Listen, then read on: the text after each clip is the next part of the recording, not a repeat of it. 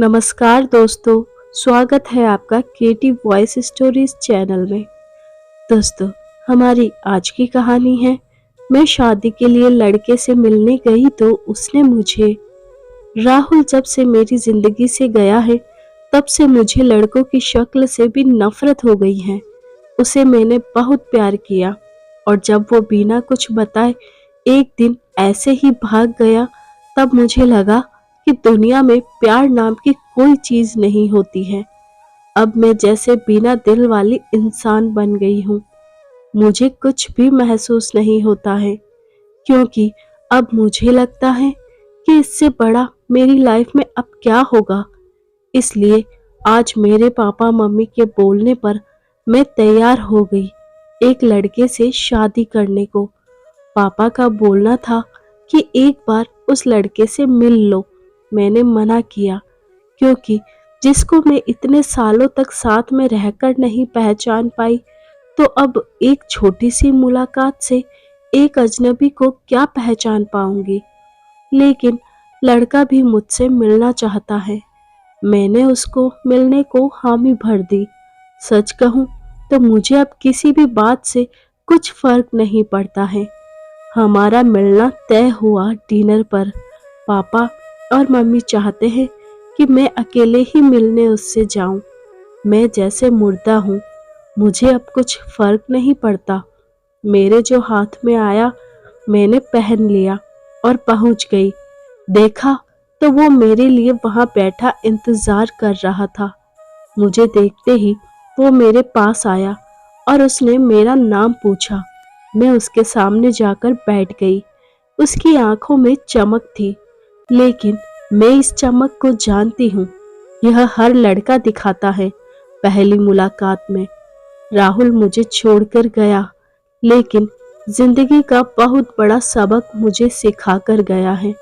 मेरा मुंह उतरा देखकर मुझसे पूछता है, क्या हुआ, सब ठीक है? मैंने भी उसे जवाब दिया, मेरी थोड़ी तबीयत खराब है। फिर वो बोला कि आप फिर आज क्यों मिलने आई? हम फिर कभी और भी डिनर कर सकते थे। बात तो वो अच्छी कह रहा था, लेकिन अच्छी बातें लड़कों की कितनी जल्दी बदल जाती हैं, इसका अंदाजा मुझे अब अच्छी तरह से है। मैंने उसे कहा, नहीं मैं ठीक हूँ, कोई बात नहीं। खाना मेरी पसंद का ऑर्डर किया। फिर अचानक उसका फोन आया और जब फोन पर उसने बात की तो मैंने तय कर लिया कि अब मैं इससे शादी नहीं करूंगी। फोन पर उसने अपना नाम बताया सामने वाले को, और यह वही नाम था जिसे मैं अब कभी सुनना नहीं चाहती थी। उसका नाम भी राहुल था। मैं भी हैरान थी।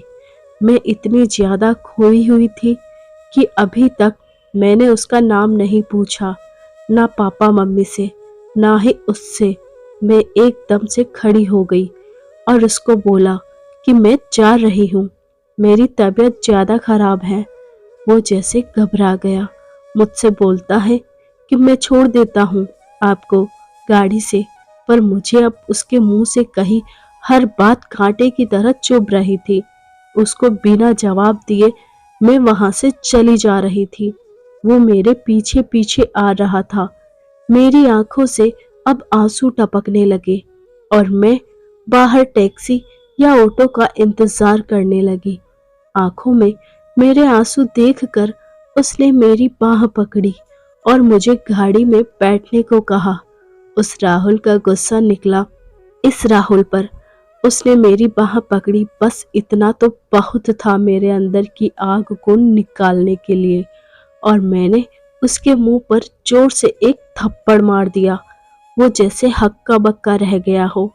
और फिर उस राहुल की भड़ास इस राहुल पर निकली और मैंने कहा, तुम लड़के अपने आप को समझते क्या हो? जो मन चाहा वो करोगे क्या? जब तुम्हारा मन किया किसी का हाथ पकड़ लेते हो, जब मन किया बिना बताए भाग जाते हो। और वो बस चुपचाप मुझे खड़ा देखता रहा। टैक्सी आई और मैं बैठकर वहां से चली आई। आते वक्त मैंने उसका चेहरा भी नहीं देखा। अपने कमरे में आने के बाद 1 घंटा मैं और रोई। पापा मम्मी को कुछ नहीं बताया। लेकिन सुबह कुछ और ही हुआ। सुबह मैं जगी, लेकिन सच बताऊं तो रात को जो भी मैंने किया उसका मुझे कोई अफसोस नहीं हो रहा था। मुझे लग रहा था कि यह थप्पड़ मैंने उसी राहुल को मारा है। थोड़ी देर बाद ही बाहर हॉल से मुझे आवाजें आने लगी। मम्मी मेरा दरवाजा बजा रही हैं। मैंने दरवाजा खोला। मम्मी बोलती हैं कि राहुल आया है अपने मम्मी पापा के साथ, जल्दी तैयार होकर नीचे आ जा। मुझे पता चल गया था कि वो जरूर कल रात की बात करने आया होगा, लेकिन मुझे कोई डर नहीं था। मैं नीचे गई। राहुल बैठा, उसने मुझे देखा। मम्मी किचन में थी। मैं गई, उनके चेहरे पर स्माइल थी। मुझे बोलती है कि राहुल और उसके घर वालों ने हाँ कह दी है और जल्द ही शादी करना चाहते हैं। अब मुझे कुछ समझ नहीं आया कि जिस लड़के को मैंने कल थप्पड़ मारा, जाने अनजाने जिसे मैंने अपने एक्स बॉयफ्रेंड के बारे में बता दिया, वो मुझसे शादी को कैसे राजी हो गया। ऐसे तो मेरे लिए उसका नाम ही काफी था ना करने को। पर इस बात को जानने के लिए मैंने मम्मी को बोला कि मुझे उससे बात करनी है।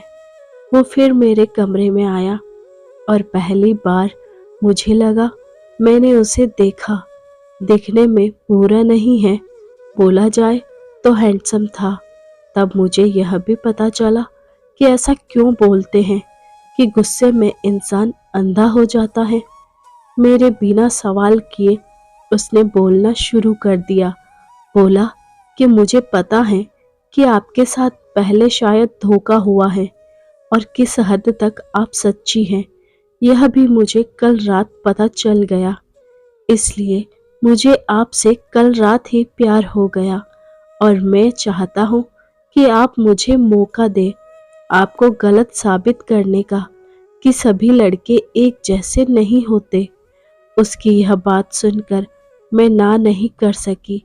एक वो राहुल था जो मुझे प्यार पर से विश्वास उठा गया और एक यह राहुल था जो फिर से मुझे बिलीव करा रहा था कि प्यार होता है। धन्यवाद दोस्तों। आई होप आपको हमारी ये कहानी पसंद आई होगी। ऐसी और प्यार भरी कहानियाँ सुनने के लिए बने रहिए हमारे साथ और अपना प्यार और सपोर्ट दीजिए। चैनल को लाइक, शेयर और सब्सक्राइब कीजिए। साथ में बेल आइकन को प्रेस कीजिए ताकि न्यू स्टोरीज का नोटिफिकेशन आपको मिल सके।